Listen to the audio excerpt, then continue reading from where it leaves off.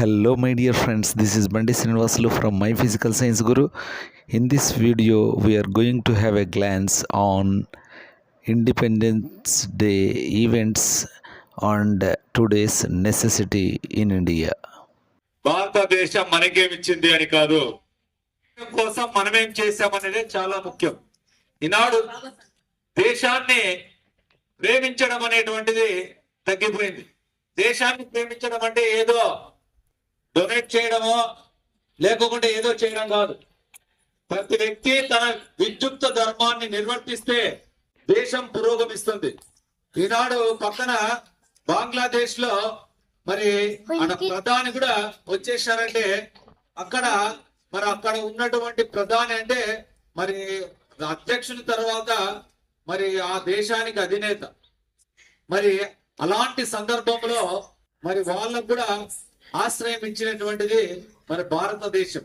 ఎంతో మంది వలసవాదులకు చుట్టూ ఉన్నటువంటి దేశాలకు సాయం చేస్తూ వాళ్ళను ఆదుకుంటూ, అది భారతదేశం యొక్క గొప్పతనం.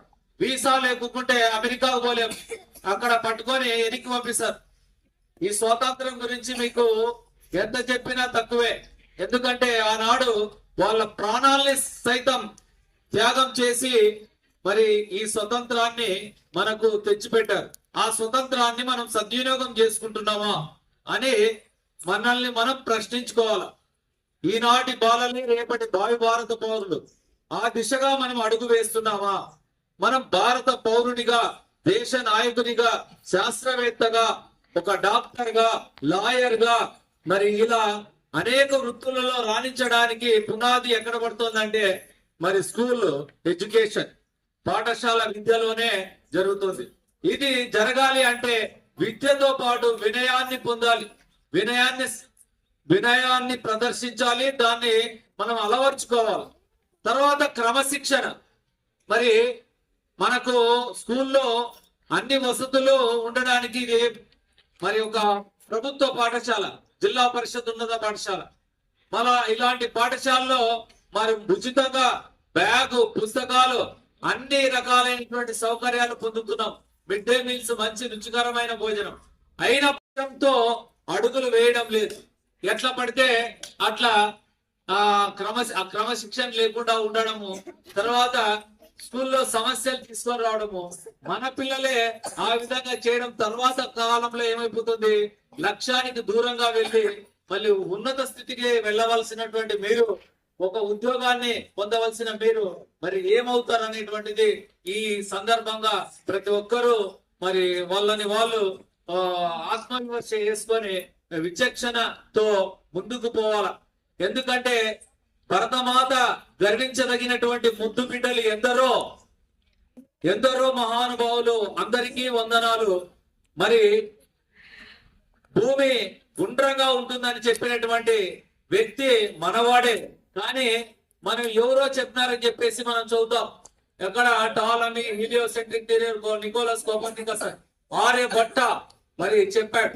విమాన శాస్త్రాన్ని విల్బర్ రైట్, మనం రైట్ బ్రదర్స్ అని చెప్తాం, రైట్ బ్రదర్స్ కాదు. మరి విమాన శాస్త్రం గురించి భరద్వాజ మహర్షి ఎప్పుడో చెప్పాడు, 5000 సంవత్సరాల కిందటే.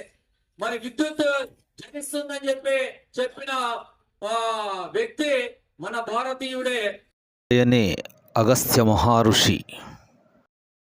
ఇట్లా ప్రపంచంలో ఎన్నో ఆవిష్కరణలు చేసిన భారతీయులు ఎటువంటి పేటెంట్స్ మళ్ళీ కావాలని కోరుకోలేదు.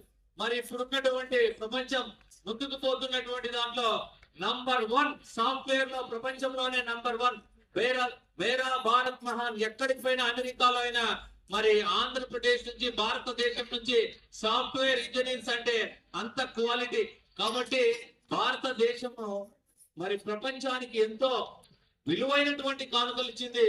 అందులో యోగా అనేటువంటిది ఒకటి. ప్రపంచంలో జూన్ 21న ప్రపంచ యోగా దినోత్సవం జరుపుకుంటారంటే ఆ భారతదేశం యొక్క విశ్వ గురుత్వమే, విశ్వ గురువు భారతదేశం అని చెప్పడానికి అదే. మరి ఎన్నో వేదాలు పుట్టినటువంటి దేశం, మరి కర్మయోగులు జన్మించిన దేశం. నా దేశం భగవద్గీత, నా దేశం అగ్ని పునీత సీత, నా దేశం సంస్కార గంగ, నా దేశం పుణ్య భూమి, పుణ్య దేశం. కాబట్టి భారతదేశంలో ఎన్నో భాషలు, ఎన్నో మతాలు అన్ని కూడా ఇక్కడే ఉన్నాయి. కానీ చుట్టూ ఉన్నటువంటి దేశాల్లో ఒక్క మతము లేదా ఆ మతంలో ఉన్నటువంటి 2 వర్గాలు ఉన్నాయి తప్ప మరి అన్ని దేశాల